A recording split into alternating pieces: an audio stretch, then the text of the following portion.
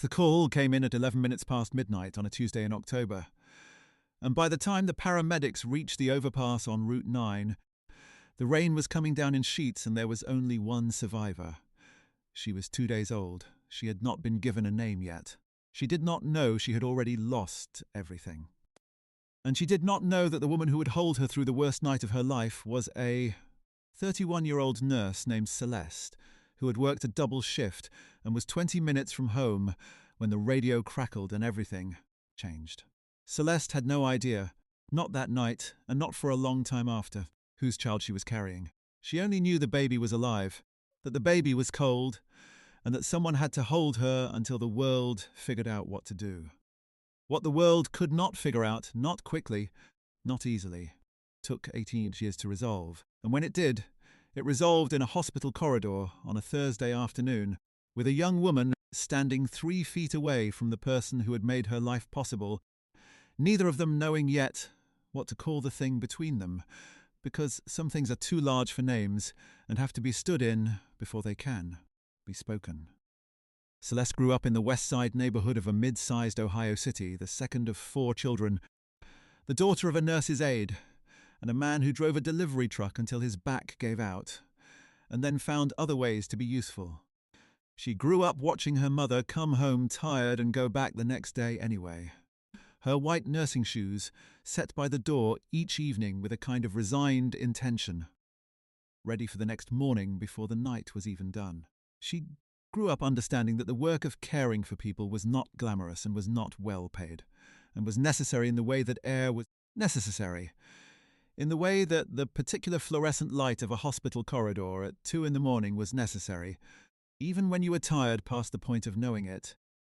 She enrolled in the nursing program at the county college at 22, finished in 2 years, and took a job at Mercy General in the pediatric ward. The ward suited her. She was good with fear, which is what most of the work actually was. The fear of parents, the fear of children, who were old enough to understand something, was wrong, but not old enough to understand the scale of it. The fear of her own hands when the situation was serious, and the attending was not yet in the room.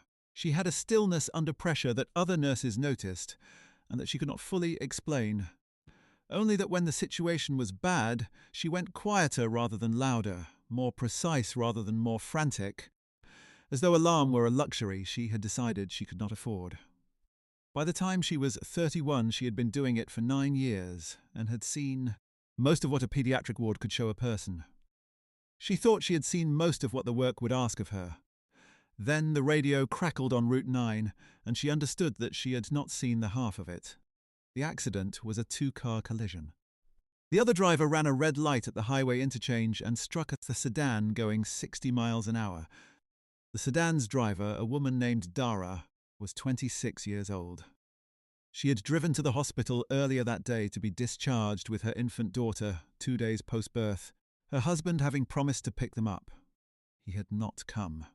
A neighbor had driven them home instead, and Dara had called her husband, and the call had not gone well, and she had gotten back in the car at 10:30 at night, because she needed to think, because the apartment felt too small, because the baby was asleep in the car seat and the motion of the car was the one thing that reliably quieted her, and Dara needed the quiet as much as the baby did, maybe more.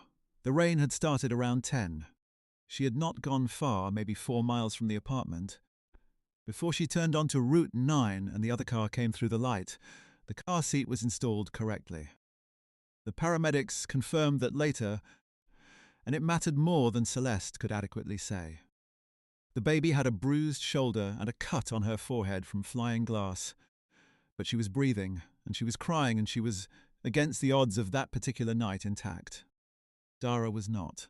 Dara died before the ambulance reached the hospital. The paramedic in the back with Celeste looked at the infant and looked at Celeste and said, "The mother is gone," and then did not say anything else, because there was nothing else to say. And Celeste held the baby tighter and felt the weight of those 3 words settle into the space between her ribs, where they would stay for a very long time. The husband, whose name was Raymond, could not be located that night. He had a phone that went to voicemail. He had an address on file that turned out to be his mother's house, where no one answered the door. By 2 in the morning, the infant was in the pediatric ward at Mercy General, and Celeste, who had ridden in the ambulance holding her, had been asked by the charge nurse if she could please stay a little longer, just until they sorted out next of kin, just until someone with authority over this child arrived to receive her. Celeste looked at the clock. She looked at the bassinet. She said she could stay. No one arrived that night. No one arrived the next morning. Celeste went home at 7, slept 4 hours on the couch because she had not made it to the bedroom, came back. She told herself she was just checking. She stood at the glass of the nursery and looked at the bassinet where the baby lay. The small cut on her forehead, dressed with a white bandage the size of a postage stamp, her chest rising and falling with the particular determination of someone who does not know yet what the world is going to ask of her, but has decided to meet it anyway. The other nurses had started calling the baby by the intake number. Celeste could not do that. She did not say a name out loud.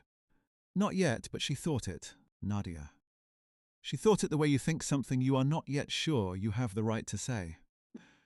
The social worker assigned to the case was a woman named Bev, who had been doing her job for 20 years and had seen every configuration of abandonment and misfortune available to a human life in Ohio. Bev wore reading glasses on a beaded chains and kept a paper calendar on her desk. Everyone else had gone digital, and she had the specific patience of someone who knew that most situations required waiting and that the hardest part was doing it well. Bev told Celeste that Raymond had been located, that Raymond was aware of his daughter, and that Raymond had a history that made immediate placement with him inadvisable. That was the word she used. Inadvisable. She said it without judgment, the way a doctor names a condition that is simply what it is. She said the baby would enter foster care pending assessment, that there were good families in the county rotation, that the process had been designed to move efficiently, even when it did not always manage to. Celeste nodded. She went back to her ward. She thought about it for 3 days, and then she called Bev and said she would like to be considered as a placement. "Have you ever done foster care?" Bev asked. "No," Celeste said. "I know how to take care of someone who can't ask for what they need." There was a pause on Bev's end. Then Bev said, "I'll start the paperwork." That was in October. By December, the baby was living in Celeste's apartment on Greenleaf Avenue, in the second bedroom that had been used for storage, since Celeste's last roommate moved out 3 years prior, which Celeste cleared over a weekend, donating 4 bags of accumulated belongings to the church basement sale and assembling a second-hand crib she found on the neighborhood Facebook group from a woman named Cheryl who said her youngest had outgrown it and it was in good condition and she had cleaned it twice. The crib took Celeste 2 hours to assemble and 1 trip to the hardware store for a missing volt, and when it was done she stood in the doorway of the room and looked at it and thought about all the things she did not know how to do. She did not know how to raise a child. She had raised 4 younger siblings in the sense that she had been present, had driven them places, had helped with homework at the kitchen table, on school nights. That was not the same thing. She knew it was not the same thing. She also knew that the alternative was the infant going into a rotation she could not monitor, and she found she could not do that. And she was not sure she had made a rational decision so much as the only one available to her. The baby had been named by the state, provisionally, as Baby Doe, and Celeste could not call her that. She called her Nadia. Not on the paperwork, not yet, because that was not her right, not officially, not until the courts decided what her right was. Apartment, in the dark of the small second bedroom, with the second-hand crib and the nightlight shaped like a crescent moon that Celeste's mother sent down from Columbus, with a card that said, "Just in case you need this," she called her Nadia. She said it the way her own mother had said the names of her children, like a fact about the world, like something settled. Nadia slept badly in the first weeks, the way infants who have been through shock sometimes do, waking at intervals that had no pattern, wanting contact more than food, quiet more than stimulation.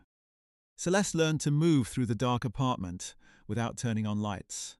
She learned to sit in the rocker she borrowed from her mother and hold a small weight against her chest and wait until the breathing evened out, which sometimes took 20 minutes, and sometimes took 2 hours, and sometimes took until the window began to go grey with the coming day.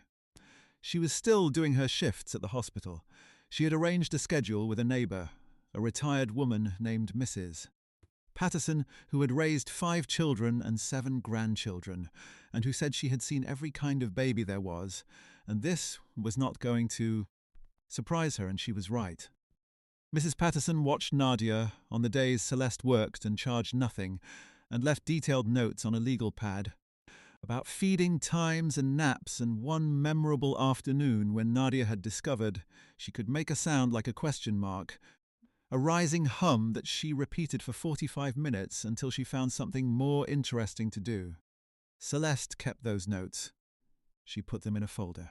She did not know why, except that they were evidence of a life being lived in specific, documented detail, which seemed important. The foster care arrangement was supposed to be temporary. That was always the arrangement, and Celeste understood it. She attended the trainings and completed the paperwork and kept records of every feeding and every weight check, every doctor's visit, every developmental milestone that Nadia hit or nearly hit or hit late by 2 weeks, and then cleared with a burst of pure determination, as though she had simply been deciding whether it was worth her time. She reported to Bev on a schedule. Raymond contested the permanent placement when Nadia was 8 months old. He had a lawyer and a new address, and a letter from an employer and a grandmother on his side who submitted a notarized affidavit about her fitness to care for an infant and the adequacy of her home. The case was assigned to a family court judge named Mercer, who had approximately 400 cases on his docket and the attention of a man who was doing his best with an impossible workload. The hearings were scheduled and then postponed and then rescheduled. Celeste drove to the courthouse 4 times in 18 months and sat in wooden chairs in waiting areas and said what she was asked to say when she was asked to say it, which was that the child was thriving, that the child was healthy, that the child knew this apartment and this street and this woman and this was home. She said it plainly. She did not say more than she needed to.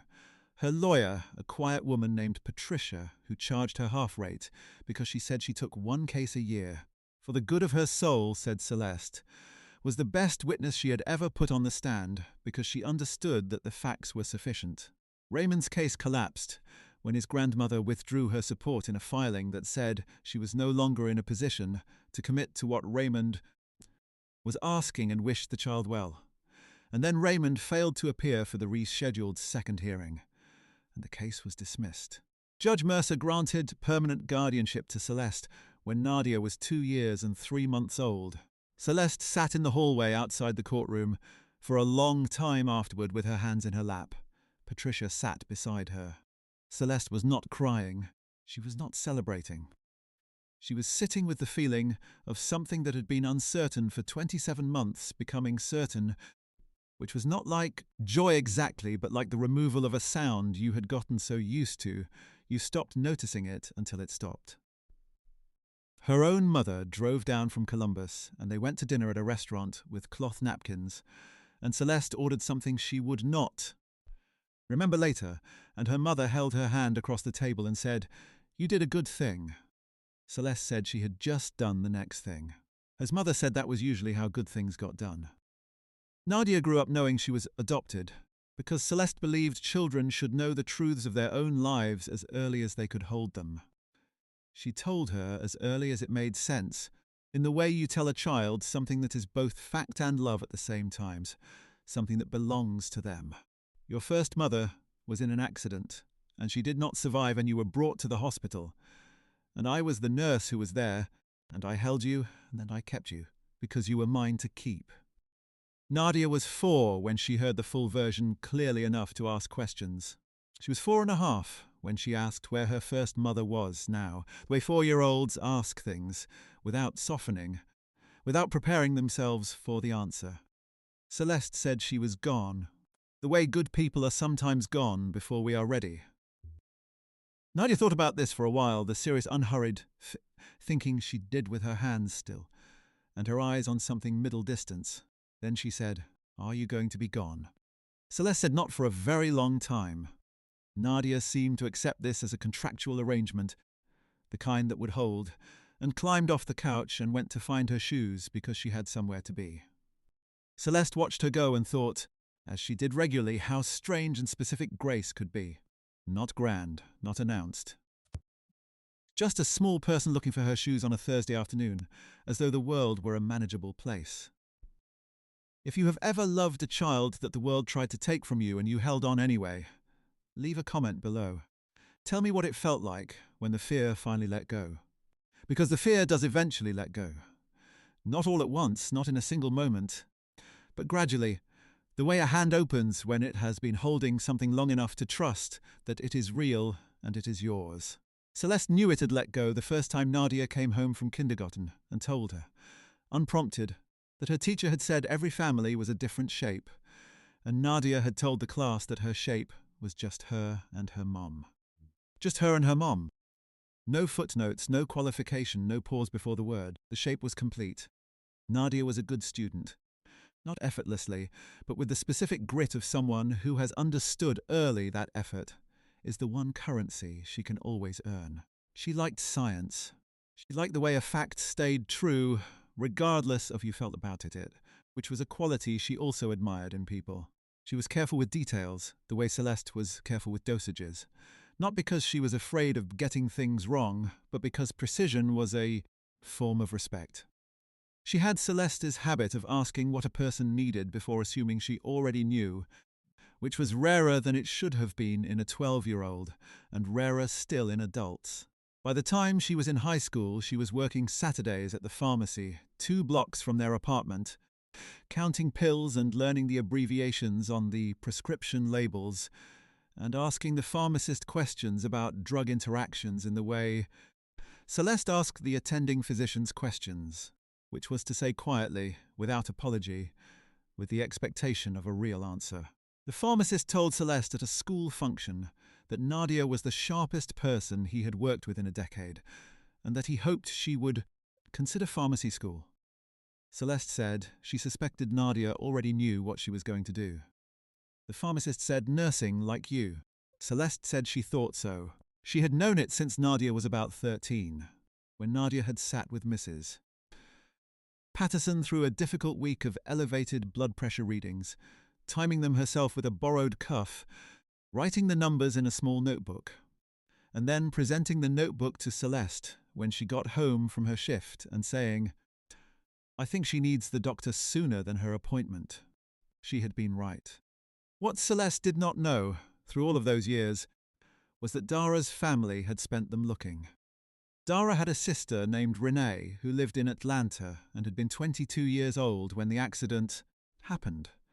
Fresh out of a year in community college, working at a hotel front desk, making her way in a city that was not the one she had grown up in, and she had gotten the call on a Wednesday morning and driven 12 hours straight to Ohio and arrived at a hospital where her sister was already gone, and a caseworker she had never met was explaining what was going to happen to the baby in language that was careful and institutional, and felt nothing like the situation it was describing. Renee had not been consulted. She had not been identified as family in time. The system had moved with the particular efficiency of systems under pressure, and by the time Renee had the right paperwork in front of the right people, Raymond had already filed his own claim and the court calendar had already swallowed the case whole. She had hired a lawyer at 23 on a hotel desk salary. The lawyer had done what could be done. What could be done was not enough. By the time Raymond's case collapsed and the permanent guardianship was granted, Renee had exhausted 2 lawyers and most of her savings and had been advised that the placement was stable and the child was thriving and the court's decision was not going to be revisited. She had been told to let it go. She had not let it go.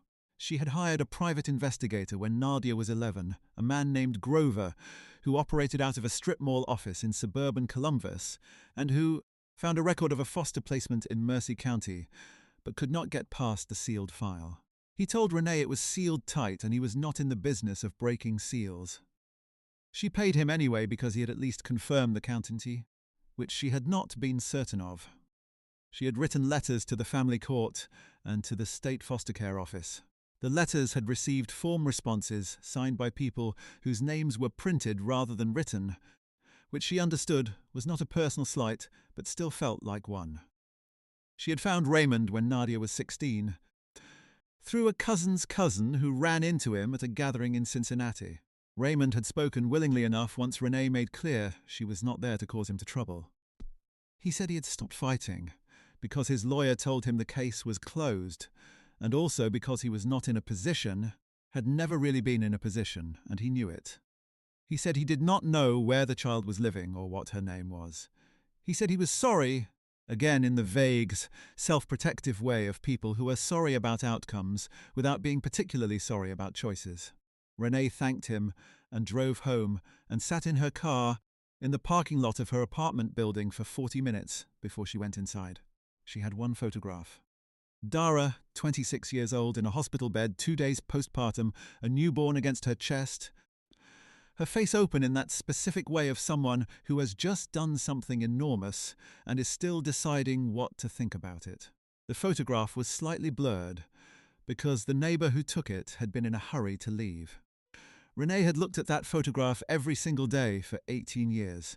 She had it on her phone, framed at home, and on a small card she kept in her wallet. She knew the face of the baby the way you know something you have been searching for. So long it starts to look like a part of your own face. The name came through a connection she never fully explained to Celeste. A mutual acquaintance of a woman who had once worked with a social worker who had mentioned, years ago in a conversation that was not supposed to be about cases at all, the story of a nurse at Mercy General who had taken an infant home from an accident on Route 9 and kept her. The name was Celeste. The hospital was Mercy General. Renee had found the employee directory online, a small headshot from a department profile page updated 2 years prior. A woman in scrubs with a composed, steady face, looking directly at the camera with the expression of someone who had been asked to smile for a photograph, and had decided a direct look was more honest. Renee sat with that information for 6 weeks before she did anything, because she understood the weight of what she was about to set in motion. She called a family attorney who told her she had no legal claim but perhaps a human one. She wrote a letter, then deleted it. She wrote a second one, then deleted it. On a Wednesday in early April, she called the nursing station at Mercy General and left a message for a nurse named Celeste, saying she was the sister of a woman named Dara, that she believed Celeste had information that would matter to her family, and that she was not calling to cause pain for anyone, only to find someone she had been missing for a long time. Celeste listened to the message during her break, standing in the corridor outside the pediatric ward, with her coffee going cold in her hand. She listened to it twice. The second time she closed her eyes and listened for the thing underneath the words, which was a woman who had been patient for 18 years and had run out of anything else to do. She went into the supplies closet and stood there for 90 seconds, with her eyes closed. The way she sometimes did when she needed to think, without anyone needing anything from her for a moment. She had always known this day was a door in the distance. She had never been sure it would open. She called Bev, who had retired 4 years ago but whose personal number was still in Celeste's phone, because Bev was the kind of person you kept. Bev said, "This is the biological family reaching out, and the question is not what you want or what she wants. The question is what Nadia wants." Celeste said she knew. She said she needed a day. Bev said take 2. Celeste took 1. She sat across from Nadia at the kitchen table that evening, with the remains of dinner still between them, a pot of rice, a bowl with 2 spoons, and she said, "There is something I need to tell you, and I want you to know that nothing about it changes anything between us." Nadia set her spoon down and looked at her mother with the direct, patient look she had been deploying since she was 6. The look that said she was ready for information and would decide what to do with it once she had it. She said, "Okay, tell me," Celeste told her. She told her about the message and about Renee and about what she knew of the accident, which was not all of it, but was enough. She told her about the photograph, the woman in the hospital bed with the newborn, the morning of the discharge. Nadia sat very still. She had known the shape of her own history since she was 4 years old and had never flinched from it, because Celeste had told it without flinching, and Nadia had learned from watching how a person carried hard things that the manner of carrying was a choice. Now there was a name for her first mother, Dara, a face in a photograph that had been kept for 18 years. A woman in Atlanta who had spent those years in the particular tireless grief of someone who is missing a piece they cannot stop reaching for. Nadia sat with her hands flat on the table. After a long time, she said, "I want to meet her." Celeste said she would call Renee in the morning. Nadia looked at her then, really looked, with the specific care she used when she wanted to be sure something was being said truly, and not just being said. She said, "Mom, I know who raised me." Celeste held that for a moment. She said, "I know you do." She reached across the table and pressed Nadia's hand once, and then she got up and did the dishes, because the dishes needed doing, and also because she needed something to do with her hands. The meeting took 3 weeks to arrange. The logistics of flights and schedules and the delicate calibration of a first encounter between people who had a great deal at stake and no shared history to stand on. Renee flew in on a Thursday. Celeste had suggested a coffee shop, neutral territory, and Renee had agreed, and then Nadia had said, "I want to do it at the hospital," and both women had paused on separate phone calls to the same question, and Nadia had said, "Because that is where it started." Both of them. So they arranged it for the atrium of Mercy General, the big windowed lobby on the first floor where the afternoon light came in warm, and the coffee cart near the entrance smelled of roasting, and there were chairs at low tables and the sounds of a building doing its ordinary work all around, people coming and going, the particular white noise of a place where hard things happened and life continued anyway. Celeste was working that day, as it happened, a shift she had not been able to move, and that she found she did not entirely want to move, because some part of her had felt it was right to be at the place where the story began, doing the work she had been doing for 27 years, when the circle finally closed. She was at the nursing station on the 4th floor when Nadia texted. "She is here." Celeste typed back, "I'll come down on my break." She waited 12 minutes, which was close enough to her break to count, and she told charge nurse she needed 10 minutes for a personal matter, and she took the elevator to the 1st floor and came out into the corridor that led to the atrium. Through the glass partition at the end of the hall, she could see 2 figures at one of the low tables. A woman in her late 30s with natural hair and a blue coat, her hands around a paper cup leaning slightly forward, and Nadia, 18 years old, sitting across from her with the straight back and the direct patient look that was entirely her own, that she had been practicing since she was old enough to know that how you sat said something about whether you were afraid. Celeste stopped in the corridor. She stood there with her hands at her sides and watched. She could not hear what they were saying. She watched Renee reach into her bag and take out her phone and turn the screen toward Nadia, the photograph. Celeste knew without being told. She watched Nadia look at the screen and go still in the way she went still when something landed. That particular settled quality she had. The stillness of a person receiving something they have been waiting for, without knowing they were waiting. Celeste pressed one hand flat against the corridor wall and held it there. Then Nadia looked up. She looked through the glass and found Celeste in the corridor, with no effort at all, the way she had always found her in any room, as though there were a frequency between them that no amount of distance could interrupt. She did not wave. She did not call out. She held Celeste's gaze for a moment with that steady look, and then she turned back to Renee, and the conversation continued. Celeste stood in the corridor a moment longer. The lights hummed overhead. Someone pushed a cart past her without looking up. Down the hall, through the glass, her daughter sat with the woman who had kept her sister's face for 18 years, and the photograph was on the table between them, and the world was continuing to be exactly as strange and specific and full of grace as it had always been if you were paying attention. Kindness rarely announces itself. It finds a name in the dark and holds on. The world keeps a ledger even when people do not, and it is patient, and it settles its accounts on no schedule but its own. By June, Nadia had been accepted to a pre-nursing program at the State University. She told Celeste over dinner, sliding the acceptance letter across the table as though it were a receipt she thought Celeste should see. Celeste held the letter. She read Nadia's full name at the top, the name she had given her at 2 years and 3 months, the name on every document since, and now on this one. She set the letter down and said, "Your grandmother needs to hear about this." Nadia said she had already called. Celeste looked at her daughter, this specific person who had decided without being asked that the work of caring for people was the work she wanted to do, and did not say anything else. She did not need to. What she had done on Route 9 in the rain, in the dark, in the back of an ambulance with a stranger's child against her chest, had arrived here. Renee came up that fall for family weekend at the university.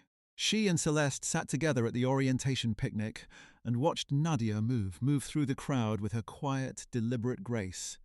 And after a while Renee said, "She has Dara's eyes." Celeste said, "I know.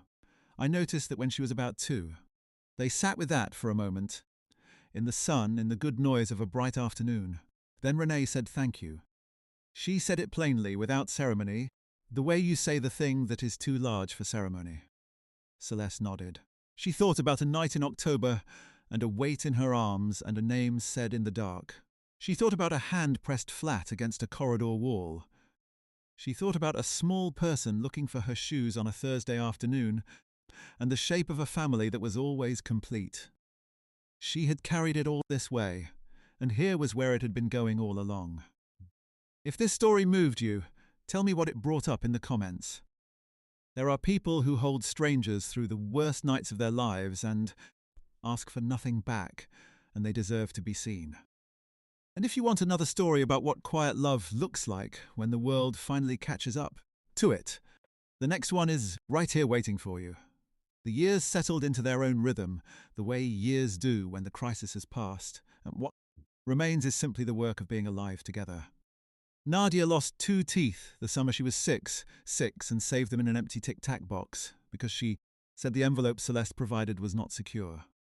She developed a firm opinion about how scrambled eggs should be made, which was slowly and with the heat low, and she communicated this opinion at 9 years old with the calm authority of someone who has given the matter serious thought and arrived at a conclusion.